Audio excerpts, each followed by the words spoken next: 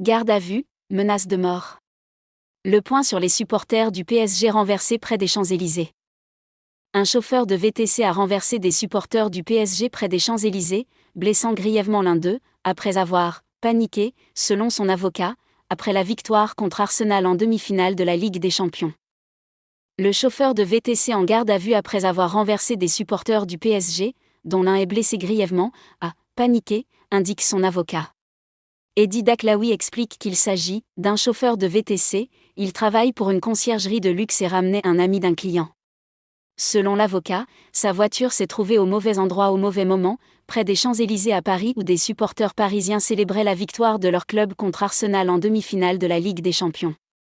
La foule s'en est prise à lui, il a un carreau de son véhicule qui était sur le point d'exploser. Il a paniqué, il a eu un moment de peur, il n'y a aucune intentionnalité.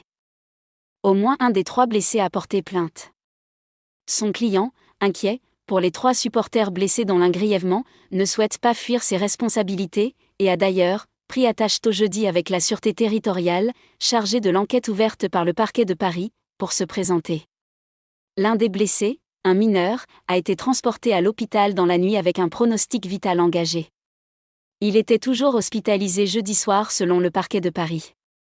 Au moins un des 3 supporters a porté plainte. Après avoir percuté des piétons, le conducteur de ce véhicule Mercedes et son passager avaient pris la fuite à pied abandonnant leur voiture à la colère de la foule, laquelle a été incendiée et entièrement détruite, avait souligné la préfecture de police. Une enquête a été ouverte pour violence avec arme ayant entraîné une incapacité totale de travail supérieure à 8 jours, inférieure à 8 jours, délit de fuite et non-assistance à personne en danger.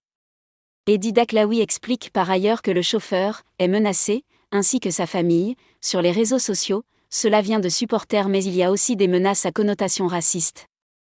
Mon cabinet va déposer une plainte aujourd'hui, a ajouté l'avocat.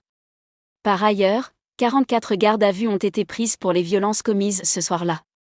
Jeudi soir, le parquet de Paris a précisé que 5 de ces personnes ont vu leur garde à vue levée en vue d'une présentation à un magistrat pour d'éventuelles poursuites. 8 autres ont vu leur garde à vue prolongée.